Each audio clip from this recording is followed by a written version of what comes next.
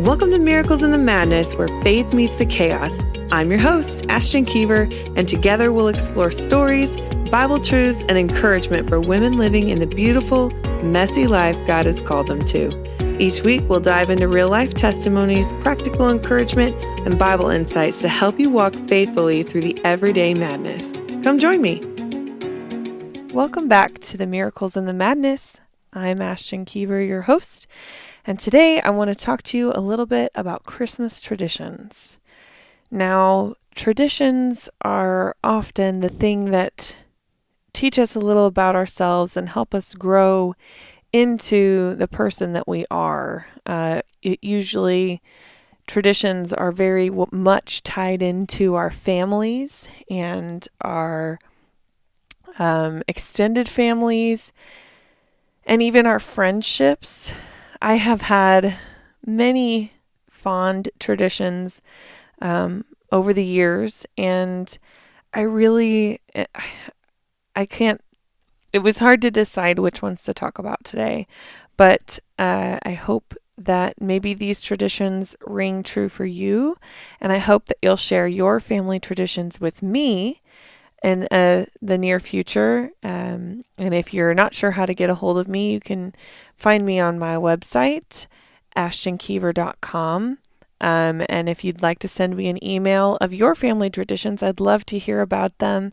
You can reach me at Ashton, ASHTON, at ashtonkeever.com. That's ASHTONKEVER.com. And so anyway, I want to get started, and I want to sort of start with, if we look at the story of Jesus's conception and his birth, traditions are pretty wrapped into it.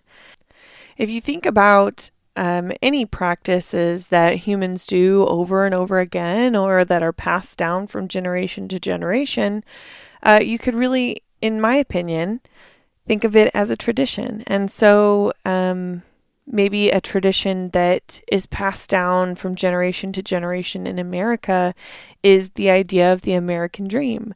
You know, we're passing down this idea of the freedom to worship how we want, let me rephrase. So in America, some traditions you could view are the traditions of law here in America, in that we have some freedoms bestowed on us, I guess you could say, as Americans, that maybe not everyone in the world has, which is like the freedom to practice our own religions, the freedom to bear arms, the freedoms of speech, so on and so forth. And so those are some traditions as Americans that we practice, but there's also this tradition of the American dream, where we believe that you can come to America and the world is your oyster, if you want to use that phrase. We believe that because of this capitalism sort of society, if you want to start a business and grow it from the ground up, you absolutely can do that. And there is plenty of examples throughout American history of people doing that. And when that business became a tradition, or that dream became a tradition in that family, sometimes it led to multi-generational wealth. And so, traditions can be anything. So the whole reason so I guess let's start at the very beginning. Mary was betrothed to Joseph, and she was already betrothed when the angel Gabriel came to see her and shared this good news with her. That betrothal in itself is a tradition. The tradition of marriage, going back, often did start with an arranged marriage, and so they were betrothed to be married, and the angel came, told her she was going to be having a son, and she said, I'm the handmaid of the Lord. We flash forward to this call for a census, which is another human tradition, if you want to think about traditions in this way, of counting the people in an area to decide a tax. That is a practice that's been passed down from generation to generation and from monarchy to monarchy, or whatever, power of government to power of government. It's a pretty universal tradition to do a census so that you can tax appropriately, right? So they're headed to Bethlehem for this census to be counted, and Mary goes into labor, and that is when Jesus is born, in a manger outside of a hotel. And I've heard some speculation that maybe the reason that there was no place in an inn. So someone had brought to my attention that at this time, if you were traveling back home towards your hometown, you would likely stay with your family. But it was pointed out. This is just speculation. I think it's based on historical, sort of practices of the time. Maybe you would say traditions of the time, but that they would normally be staying with family, but maybe the speculation was that they weren't staying with family, or there wasn't any room in the inn. There was no room for them to stay in the home because they were shameful, to the outside world who didn't know about the angel, who didn't know about the Christ child. They all thought this was a baby conceived out of wedlock, which, if we think or thought that was taboo now, can you imagine in the ancient world, right? So that is why it's one idea that I have heard of why maybe they weren't able to find a place to stay, among other reasons, like everyone was in town for the census or whatever. But I think it's an interesting thought, because that's also kind of maybe a more negative tradition that has been passed down. It's very traditional to think about no babies prior to being married, and that is, how we would, I think most Christians would agree, the correct order of things would be to have your babies within your marriage, right? But wouldn't it be just like God to bring, something as important as the Savior of the world into the world through something that would make us humans really have a hard time believing, but also a hard time accepting that something so beautiful and good could come from something so sinful, right? So anyway, Jesus is born, and gifts are brought to him, and visitors with messages from angels come see him. And then they talk about this tradition of bringing Jesus to the temple after the time of purification, to be dedicated to the Lord. And again, it refers to it in my particular translation of the Bible as it's customary under the law. So to me, that's like, it doesn't maybe it doesn't say it specifically in the law, but it's kind of a customary thing. People typically do this with their children. So again, another tradition, all wrapped up in this story of our Savior's birth. And so I'm reading, I read through Luke chapter 1 and 2 is where you really get the kind of the lowdown, I think, the most complete story of Jesus' birth. And so when I think about traditions, there's a whole lot of different things that we can do. I guess I want to start with, in my family, one of our traditions every year. I guess I'll start at the beginning of the season, right? So The first weekend, it was always the first weekend in December, um, because, well, the tradition was to bake cookies as a family. And we all would get together. It wasn't just my mom and me, it was my mom and her sisters and their kids and my grandma, and we would all meet at my aunt's house and bake cookies for everybody to put in their freezer or whatever for this season. And so that when they were asked to come to a party or if they wanted to give away cookies as a gift, they already had several variations of cookie in their freezer, and all they had to do is put them, get them out. They didn't have to do all of the work to bake them. It's kind of a Christmas hack, really. But we would make, I think it was like 6 different kinds of cookies, like chocolate chip with pecans. We have a family recipe my cousin made, so we always called them her name, Dawn's Dream Cookies, which is almost like a twist on an oatmeal cookie, but like with some almond bark in there and some vanilla pudding mix. It's really good. Ginger snaps. At one time we did snickerdoodles, and then we had a time period where we did these like lemon cookies that you kind of roll out like sugar cookies. Man, we just did so many different kinds of cookies, and we even did monster cookies. And we would do dozens and dozens and dozens. Like, we would typically do double batches with these, and sometimes like several double batches. So just like chocolate chip was one of the biggest ones. As an example, the last time I did it, and this was not, I want to say, not when Cookie Bake was as big, like when everybody came. Because when everybody came, I couldn't even begin to guess how many dozens of cookies we made. But when it was even just me and a couple of other families there, we made 6 double batches of chocolate chip cookies. I think we ended up with like 13 or 14 dozen at one point. Like, just a ridiculous amount of cookies.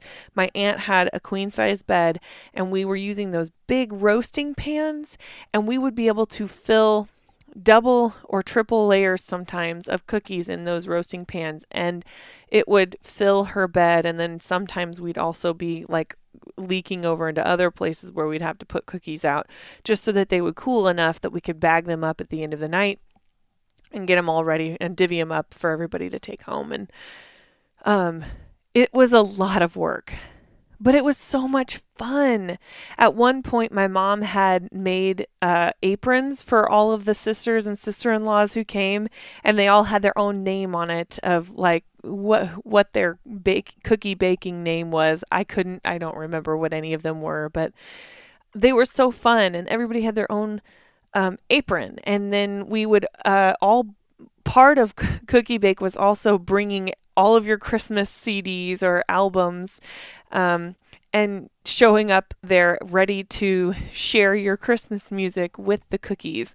And at one point, it even grew so big that we ended up having my aunt built a shed in the back of her house, not for Cookie Bake, but coincidentally, because there was a shed in the back of her house that had kind of a half kitchen, she put 2 ovens down in that kitchen for us to we use for Cookie Bake as well, so that up at the house it was mostly just dough, but when it was usually cold enough here in the Midwest that you could set like the cookies that needed to cool in a bowl with a lid outside for however long it needed to sit. And it was usually cool enough that it would work, and then we'd go down to the shed and bake them and rotate them out that way. And it was a really intense process, and it took all day long. I'm pretty sure we would get to my aunt's house before 8 o'clock in the morning. And oftentimes they had started the night before with some cookies that needed to be refrigerated overnight so that we could start the oven immediately in the morning with those while we started mixing other batches. And there was a table full of things that like ingredients, and the fridge, one of the first things in the morning was unpacking the fridge because of all the eggs and butter and milk or whatever. It was so chaotic, but it was one of the most fun things I remember from my childhood. I always looked forward to cookie bake with my family. Oh my gosh, I'm getting teared up about it.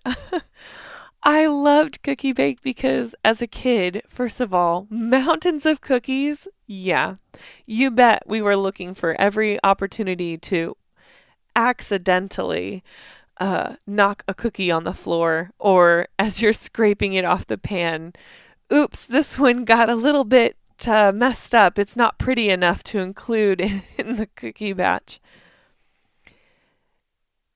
And I just remember thinking about how much fun we had. And when I say as a child, it is something I looked forward to all year long. To think it was a 1 day activity where we just baked cookies all day together, and it was absolutely frustrating. We were, you get to a point where your feet hurt and you're crabby, and you're just wanting the one person in the room who's just sitting around not doing anything to just pick up a dish and wash it, whatever it is. But it was so much fun. And there was joking and there was laughter, and it was just one of those times that we all got to hang out together as a family and just enjoy our time together with a common goal in mind. And then, of course, coming home with bags and bags and bags of cookies.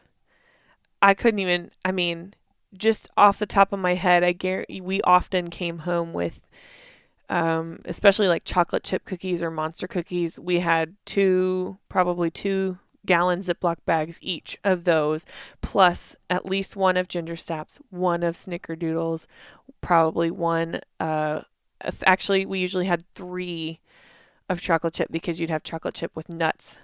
So, guys, like an absurd amount of cookies. But it was just so much fun. And a lot of times those cookies would last into the spring, which was also kind of nice because I remember coming home from school a few times and warming up some cookies on a plate with some milk right after school. And it's one of those things that makes you laugh and smile just to think about. So then when I got a little older,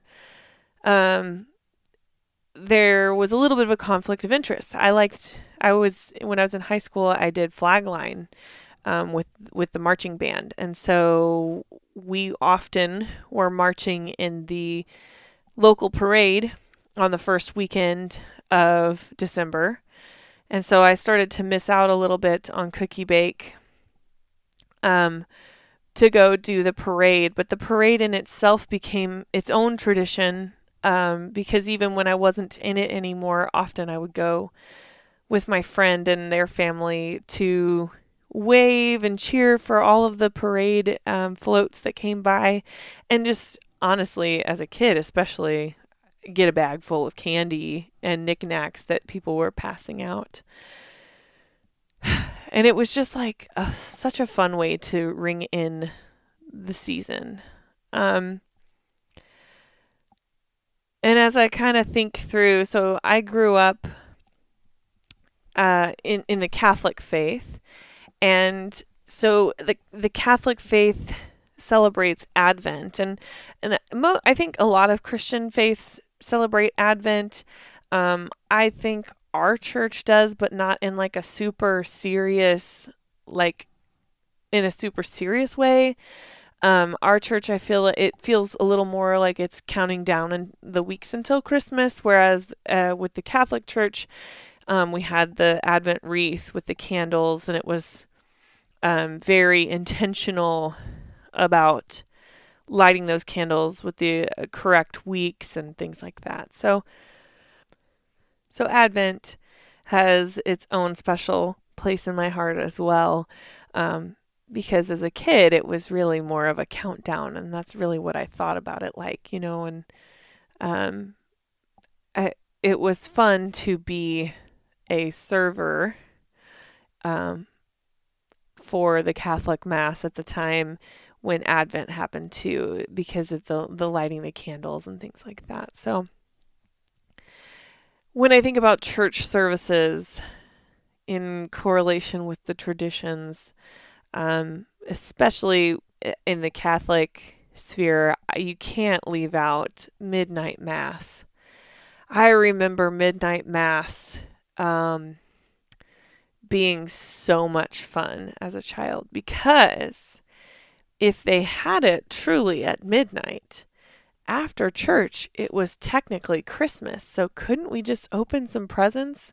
And if you're wondering, that didn't actually work for me. My parents often said, "No, we're tired, go to bed."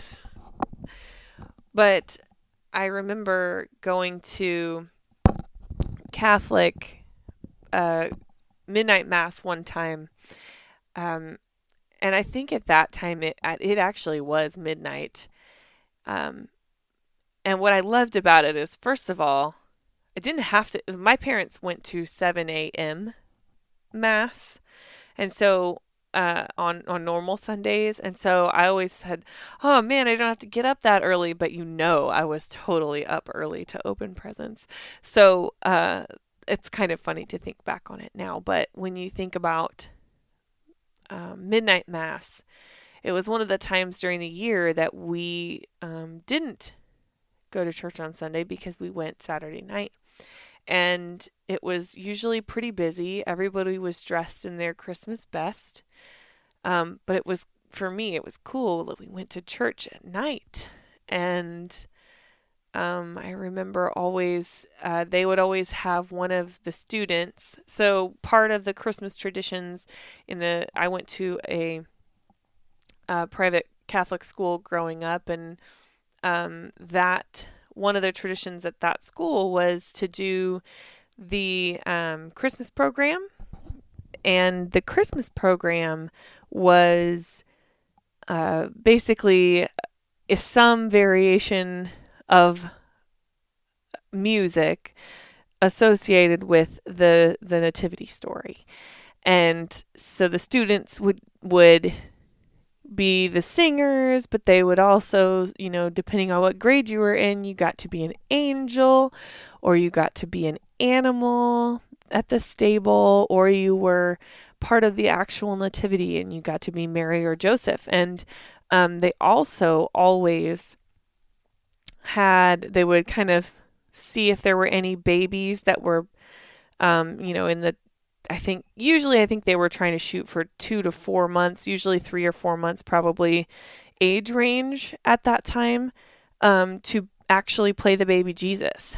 And so I remember, we would always practice with a baby doll, but whoever got to play Mary basically just got to sit there and hold a baby for an hour while all these kids sing around them. And sometimes it went really well. And other times, the baby would just start crying for half the program, and the mom would come up and grab the baby, and everybody just had to pretend that Jesus was still up there with Mary. But the program itself was one of my favorite things growing up.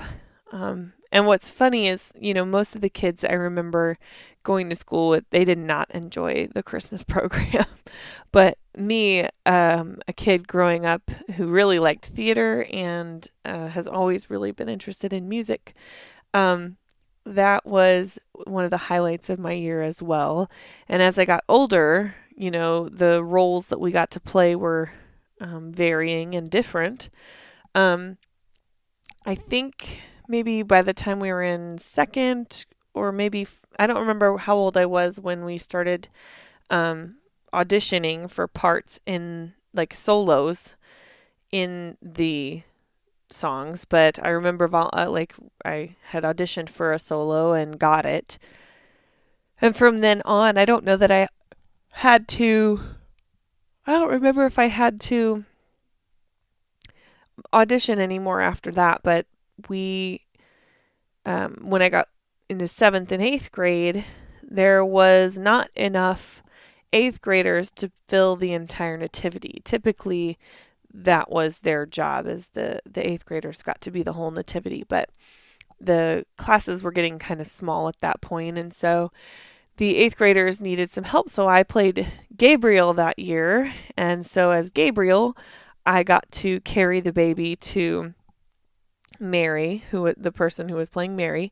And then the next year, I just so happened to also get to play Mary myself. And um, yeah, so I, as a parent, I'm about to attend my child's very first Christmas program. And I'm excited to see how it goes. Well, very first one associated with school. I'm excited to see how it goes, but I'm interested to see what this tradition feels like from the parent side this time. So, speaking of musical traditions, one of the traditions that we used to do on my dad's side of the family was we sang, which I know, big surprise. I love to sing. It probably came from somewhere, right?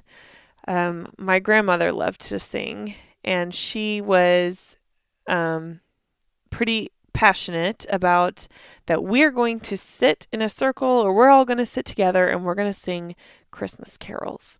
And they even had books, little books that they had typed up with all the lyrics to the songs in it, that they would hand out. And my Uncle Mike always had his own, because he would bring his guitar and play, and that's how he would play the music while we would sing with him. And it varied year to year how long we sat in the circle and sang, because not all of the family enjoyed it as much as some of us, like me, did. But without fail, the very last song we always sang was the 12 Days of Christmas.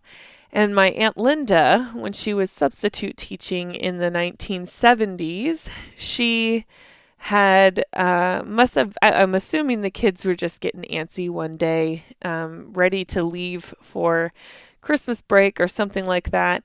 And she, on the spot, came up with actions to go along with the 12 Days of Christmas song.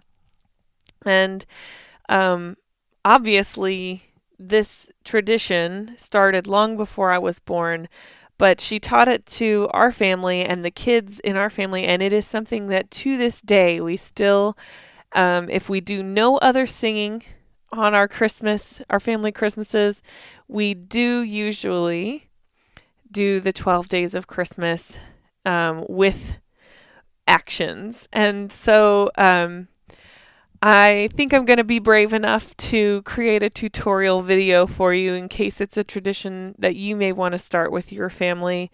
I tell you what, you will not get through it without lots of laughs, and by the end, you will feel like you don't need a workout. For the day, you'll have done your cardio, but I tell you what, as a kid, it was one of the funnest or one of the most fun activities we did, because it was not limited to just us kids or just the adults. We children got to see the adults struggle through it, while the adults watched us, dance circles around them. And it inevitably, someone always ends up on the floor, or squeaking their voice or whatever. But it is one of my fondest memories from growing up, and it is something that I hope to share with my children and my family as we grow up. And I hope that when I'm an old lady and I can hardly walk, that if I must sit in my rocking chair, I'm going to sit in my rocking chair and watch my grandchildren and my children all do this dance around me. So anyway, the 12 Days of Christmas is an absolute blast, and so I'll share that with you. And man, there's so many other traditions. My family has a special tradition of, on Thanksgiving, to ring in the holiday season. We watch a Christmas movie together. I have to say, the one that we watch is not necessarily maybe one that you're going to want to watch. We watch Christmas Vacation every year to ring in the Christmas season. it's just a tradition. I don't know. um, and then one of my most favorites, and I think I'll stop after this one. One of my most favorite traditions. I love to wrap Christmas presents. Um, I love them. I love wrapping presents so much, and I think it's because it's nostalgic for me. I don't know that I care that much about how great the present looks necessarily, but my dad taught me how to wrap presents, and we always sat together. Um, Usually the week of Christmas.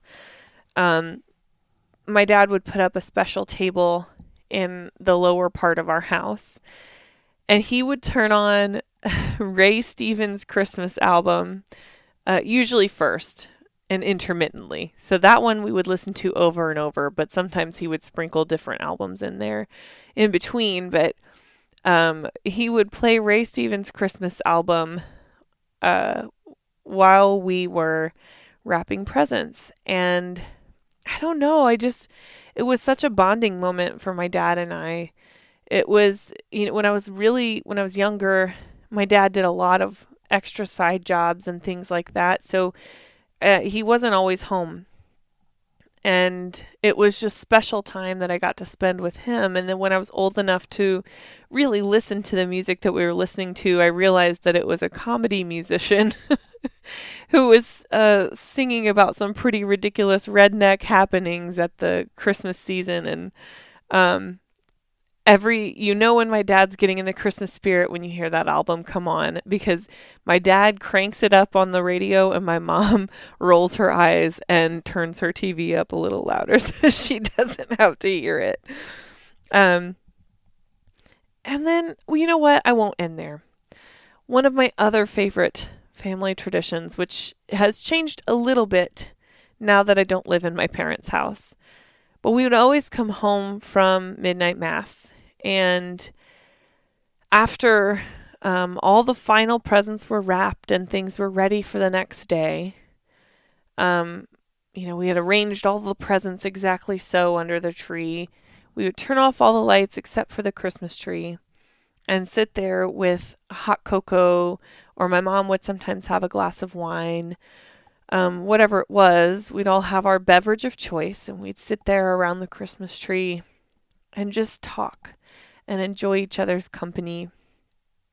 And sometimes it was just sort of sitting in the quiet and listening to a Christmas album that was put on, usually not Ray Stevens at this point because my mom was not into it. And it was just that peace that comes with the Christmas season. And so my point in talking about all of these traditions is a few things. Number one, if you didn't listen to my last episode, I'll remind you here. If you're having a particularly difficult holiday season, sometimes traditions change. Sometimes you have to change up your traditions in order to get through the season in one piece. But also, traditions are the things that we're going to look back on sometimes if we put enough effort into it, right? Those traditions are the things that your kids are going to remember the most.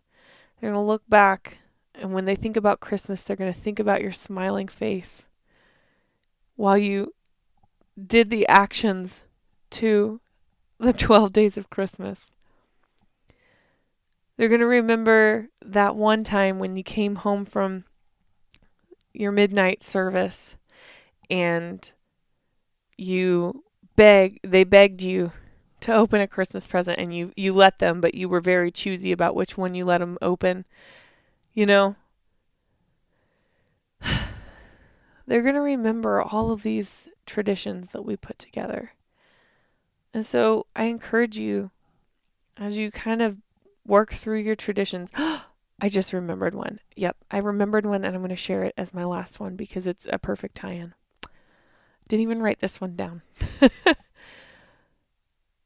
So another tradition that we used to do in my family, on my dad's side, with my grandma Besson is my grandma Besson had a very tall ceiling in her, I guess you'll call it the sitting room, is what she would have called it, because it was the room that had the pristine carpet. We did not wear shoes into that room, and if there wasn't anyone special there, we didn't enter that room, right? But she had a tall ceiling in there, and at one point she had gotten an like a fake Christmas tree, and it was 13 feet tall. So out at the end of Thanksgiving as a family, after several people had cleaned up the meal and things like that, the tree would come up, the ants would start fluffing while the kids kind of started going through the ornaments and things. And then we would spend 2 hours decorating this tree as a family. And it wasn't just like my family, it was the whole extended family doing it. But what was so special about my grandma's tree is underneath it, she had this basically like a journey to Bethlehem nativity scene. And it was so incredible. She had brought some moss back from Arizona when she had gone out west. And it was the kind of moss that you had to spray it with water, or maybe it was some kind of oil. I'm not entirely sure what was in the spray bottle that I had to spray, but it was like watering plants. When I came to grandma's during the Christmas season, she would hand me the bottle and say, go take care of the nativity scene. She had made these little pueblos kind of looking things out of the little houses made out of milk cartons, but she had put plaster on them and painted them. And then there was the nativity scene and all the little figurines. I remember there was a little mirror in the shape of a pond, which, if you think about what was Bethlehem probably like, I don't know what the likelihood of there being ice there, right? But regardless, she would weave these Christmas lights into all of these little houses, and it almost looked like this little town and this little journey, but it was like the town of Bethlehem all underneath her tree. And it was such a beautiful reminder of the reason for the season, because not only was it my grandmother using her gifts of creativity and her great ability to make something out of nothing, to glorify God. It was so important that this nativity scene went up. And I remember one time, like, it was known. People knew in the town that grandma had this beautiful nativity scene. Because I remember one time, my grandmother lived right across from the school I went to for elementary school. So I remember one time we went caroling or something, I believe, for our for just like a Christmas field trip type activity, and we just walked up and down Main Street. When we got to my grandma's and we caroled there, we got to go in, and everybody got to see the nativity scene, and it was just one of those moments, and so I would encourage you in this season, if you're looking at ways to make the season your own, what is something that you can bring from your childhood that might be meaningful to your children? Or what is something that you would like to introduce to your children as a tradition in your family? Or maybe there's a tradition from your childhood that you'd like to change up just a little bit to adjust the focus or modernize it, right? Whatever it may be, this season is about spending time together. It's about gratitude, and it's about our Savior coming to this world and letting go of all of the things he had in heaven to spend some time with us for a while and ultimately save us from ourselves. That's the biggest gift we could have ever asked for. So, I encourage you to, number one, if it's a hard season right now, maybe it's not the right time to start a new tradition. But be gentle on yourself, and whatever traditions you can manage and you want to stick to, I hope that you do.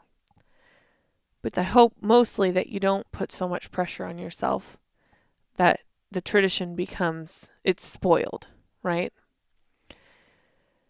But if you don't have any family traditions, or maybe you're a new family that has just come together, this is the best time to start something new and to start it together. So thank you for listening, and keep looking for those miracles in the madness.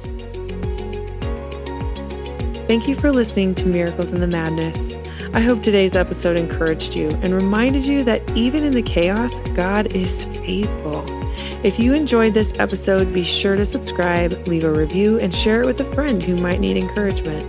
You can also visit my blog at ashtonkiefer.com for more stories, scripture, and resources to help you walk in faith every single day.